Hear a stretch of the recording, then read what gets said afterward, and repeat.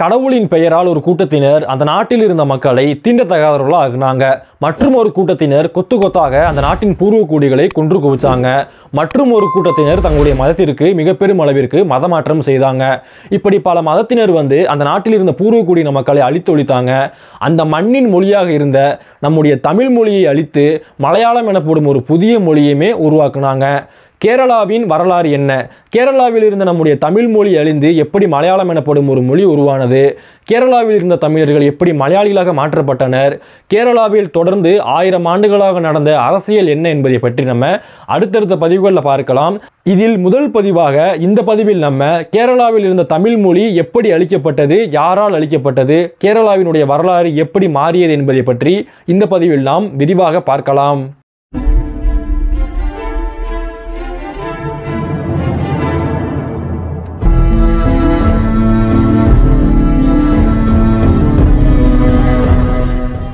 மூவேந்தர்களான சேர சோழ பாண்டியர்களில் சேர மன்னர்களால் ஆளப்பட்ட ஒரு பகுதி தான் கேரளா.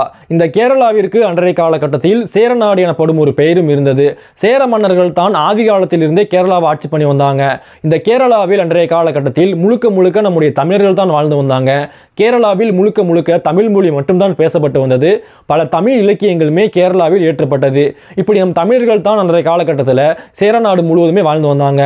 இப்படி இருக்கையில் கிபி 3ஆம் நூற்றாண்டில் களப்பிரர்கள் தமிழகத்தின் மீது படையெடுத்து வந்து இங்கு இருந்த சேர சோழ பாண்டியர்கள் என அனைவருமே வீழ்த்தி விட்டு அவர்களுடைய ஆட்சி நிலைநாட்டினாங்க.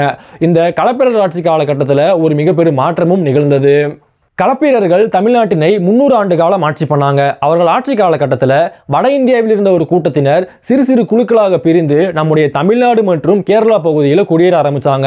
அப்படி குடியேறிய ஒரு கூட்டத்தினர் தான் நம்பூதிரிகள். இந்த நம்பூதிரிகள் அனைவருமே களப்பிரர் ஆட்சி காலகட்டத்தில் தான் அதிகமாக நம் நாட்டுக்குள்ளே வந்தாங்க. அப்படி குடியேறிய அனைத்து நம்பூதிரிகளுக்கும் களப்பிர மன்னர்களால் பிரம்மதேயம் எனப்படும் பெயரில் நிலதானங்களும் அன்றைய காலகட்டத்தில் கொடுக்கப்பட்டது. இது மட்டும் இல்லாமல் களப்பிர மன்னர்களின் அரசவையிலுமே இவங்க கொஞ்சம் கொஞ்சமாக இடம் பிடிக்க ஆரம்பிச்சாங்க. இந்நிலையில நம்முடைய தமிழ்நாட்டில் களப்பிரர்களை வீழ்த்திவிட்டு பாண்டியர்களும் பல்லவர்களும் அரியணை ஏறினாங்க. அதே சமயத்தில் சேர நாட்டில் சேர மன்னர்கள் களப்பிர மன்னர்களை வீழ்த்திவிட்டு சேர மன்னர்களும் அரியணை ஏறினாங்க. அப்படி சேர மன்னர்கள் அரியணை ஏறிய சமயத்தில் சேர நாட்டின் அரசவையில் மிகவும் முக்கியமாக இருந்தது யாருன்னா அது இந்த நம்பூதிரிகள். நம்பூதிரிகள் கொஞ்சம் கொஞ்சமாக ஆட்சியும் பிடிக்க ஆரம்பிச்சாங்க. சேர மன்னர்களை பின்னாடி இருந்து இயக்கவும் ஆரம்பிச்சாங்க. சேர மன்னர்கள் ஆட்சி காலகட்டத்தில் கேரளாவில் 4 தளிகள் எனப்படும் ஒரு அமைப்பு இருந்தது. இந்த 4 தளி அமைப்பு எனப்படுவது முழுக்க முழுக்க நம்பூதிரி பார்ப்பனர்களால் இணைந்த ஒரு அமைப்பு.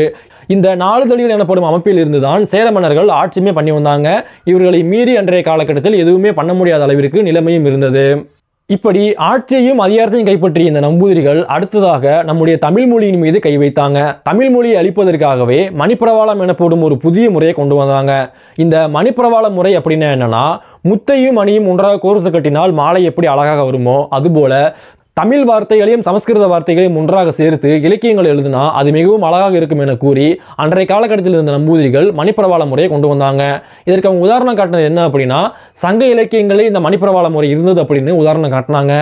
சங்க இலக்கிய நூலான அகநானூரில் மணிமேடை பவளம் எனப்படும் ஒரு முறை இருந்தது. இந்த மணிமேடை பவளம் அப்படின்னா என்னன்னா, கடினமான தமிழ் சொற்களுக்கு பதிலாக எளிமையான தமிழ் சொற்களை பயன்படுத்தி அது மூலமாக நம்ம இலக்கியங்களை எழுதினா அது பாமர மக்கள்கிட்ட எளிதில் போய் சேரும் அப்படின்னு அகநானூரில் பாடியிருப்பாங்க. ஆனால் அவங்க அதை அப்படியே மாற்றி தமிழ் வார்த்தைகளையும் சமஸ்கிருத வார்த்தைகளையும் ஒன்றாக சேர்த்து எழுதுனா அது பாமர மக்கள்கிட்ட எளிதாக போய்விடும் அப்படின்னு சொல்லிட்டு மணிப்பிரவாள முறை என்பதை கொண்டு வந்து அதன் மூலமாக மலையாளம் எனப்படும் ஒரு புதிய மொழியுமே அன்றைய காலகட்டத்தில் உருவாக்குனாங்க. இந்த மணிப்பிரவாள முறை என்பது கிபி 10 மற்றும் 11ஆம் நூற்றாண்டுகளில் சேர நாட்டில் கொஞ்சம் கொஞ்சமாக வளர ஆரம்பித்தது. இந்த மணிப்பிரவாள முறையை பயன்படுத்தி இலக்கியங்களையும் எழுத ஆரம்பித்தாங்க. ராம காவியம் என்ற பெயரில் மலையாளத்தில் முதல் முறையாக ராமாயணமும் எழுதினாங்க. இந்த ராமாயணம் என்பது தமிழ் மற்றும் சமஸ்கிருத வார்த்தைகள் கொண்டு எழுதப்பட்ட ஒரு நூலாகவும் அன்றைய காலகட்டத்தில் இருந்தது. இப்படி மணிப்பிரவாள முறையை பயன்படுத்தி என்னதான் பல நூல்கள் உருவானாலுமே அவை அனைத்துமே அரசவையில் மட்டும்தான் இருந்தது, பாமர மக்கள்கிட்ட செல்லாமல் இருந்தது. இந்நிலையில் அடுத்ததாக என்ன சூழ்ச்சிகள் பண்ணாங்க அப்படின்னா, பல நாட்டுப்புற பாடல்கள் மூலமாகவும் தெருக்கூத்துகள் மூலமாகவும் இந்த மணிப்பிரவாள முறையை பாமர மக்கள்கிட்ட கொண்டு போனாங்க. இந்த மணிப்பிரவாள முறை என்பது அன்றைய காலகட்டத்தில் சேர நாட்டில் மட்டுமில்லை, நம்முடைய தமிழ்நாட்டிலுமே அன்றைய காலகட்டத்தில் இருந்தது. பல வைணவ இலக்கியங்களுமே இந்த மணிப்பிரவாள முறையில் எழுதப்பட்டது. வைணவ இலக்கியங்கள் பல பக்தி இலக்கியங்களில் இந்த மணிப்பிரவாள முறையை பயன்படுத்தி ஏகப்பட்ட இலக்கியங்கள் எழுதினாங்க. ஆனால் ராஜராஜ சோழன் அரியணை ஏறிய பிறகு நம்முடைய நாட்டில் இந்த மணிப்பிரவாள முறை என்பது கொஞ்சம் கொஞ்சமாக வீழ்ச்சியடைய ஆரம்பித்தது. ராஜராஜ சோழனுக்கு பிறகு நம் நாட்டில் உருவாக்கப்பட்ட ஏராளமான இலக்கியங்கள் அனைத்துமே தூய தமிழ் மொழியில் தான் எழுதினாங்க. ஆனால் கேரளாவில் ஒரு வலுவான மன்னன் இல்லாத காரணத்தினால் இந்த நம்பூதிரிகள் சேர மன்னர்களை தங்கள் கட்டுப்பாட்டு கீழ் வைத்துக்கொண்டு இந்த மணிப்பிரவாள முறையை பயன்படுத்தி மலையாளம் எனப்படும் ஒரு புதிய மொழியை உருவாக்கி அதை கேரளா முழுவதுமே இன்றைய காலகட்டத்தில் பரப்புனாங்க. இந்த நம்பூதிரிகள் தமிழ் மொழியை அழித்து மலையாளம் எனப்படும் ஒரு மொழியை உருவாக்குனாங்க. இதோடு நிறுத்தி கொள்ளாம கேரளாவினுடைய வரலாறுமே இவங்க மாற்றி எழுத ஆரம்பிச்சாங்க. இந்த கேரளா என்பது கடவுள் எங்களுக்கு கொடுத்த பரிசு எனவும் நம்பூதிரிகள் அவர்களுக்கான வரலாறு எழுதி கொண்டாங்க. ஆனால் உண்மையான வரலாறு என்ன அப்படின்னா, இந்த நம்பூதிரிகள் அனைவருமே வட இந்தியாவிலிருந்து கிபி 3ஆம் நூற்றாண்டிலிருந்து 6ஆம் நூற்றாண்டுக்குள் வந்து குடியேறினவங்க தான் இந்த நம்பூதிரிகள். ஆனா இவங்க என்ன சொல்லுவாங்க அப்படின்னா, பரசுராமர் அவருடைய கோடாலியை கடலில் இருந்தபோது ஒரு நிலப்பரப்பு உருவானது, அப்படி உருவான ஒரு நிலப்பகுதி தான் கேரளா, கடவுளால் எங்களுக்கு கொடுக்கப்பட்ட ஒரு பகுதி தான் கேரளா என அவர்களின் வரலாறு அவங்க எழுத ஆரம்பிச்சாங்க. இந்த நம்பூதிரிகள் வட இந்தியாவிலிருந்து 32 குழுக்களாக பிரிந்து வந்து கேரளாவில் குடியேறினாங்க. இப்படி குடியேறிய அனைத்து பார்ப்பனர்களுமே சாதாரண பார்ப்பனர்கள் கிடையாது. இவர்கள் அனைவருமே ஆயுதம் தாங்கிய பார்ப்பனர்கள். பார்ப்பனர்களிலேயே போர் செய்த ஒரே பார்ப்பனர்னா அது இந்த நம்பூதிரிகள் மட்டும்தான்.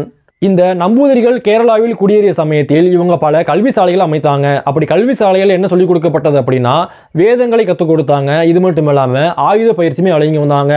அந்த கல்வி சாலையில் பயின்ற மாணவர்களுக்கு கட்டாக்கள் என பெயர் சூட்டப்பட்டது, ஆசிரியர்களுக்கு பட்டாக்கள் என பெயர் சூட்டப்பட்டது. இப்படி அன்றைய காலகட்டத்தில் இருந்த மிகவும் முக்கியமான ஒரு கல்வி சாலை தான் காந்தலூர் கல்வி சாலை. இந்த காந்தலூர் மீது தான் ராஜராஜ சோழன் படையெடுத்து சென்று காந்தலூர் சாலையை அடியோடு அழிச்சிருப்பாரு.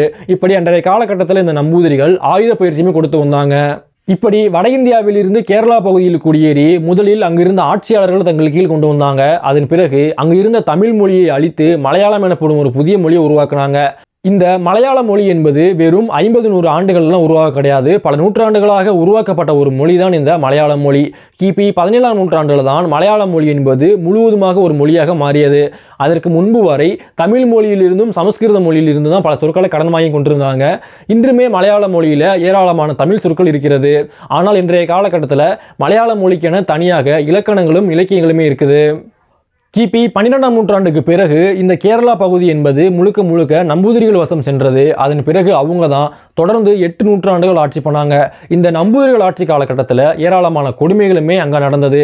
கேரளாவில் கடவுளின் பெயரால் இந்த நம்பூதிரிகள் செய்த கொடுமைகள் என்ன, வெளியிலிருந்து வந்த வேற்று மதத்தினர் இங்கு வந்து எப்படி ஆதிக்கம் செலுத்தினாங்க, வாளோடு உள்நுழைந்த ஒரு மதம் இங்கு செய்த படுகொலைகள் என்ன என்பதை பற்றி நம்ம அடுத்தடுத்த பதிவுகளை பார்க்கலாம். அதுவரை தொடர்ந்து இணைந்திருங்கள். நன்றி.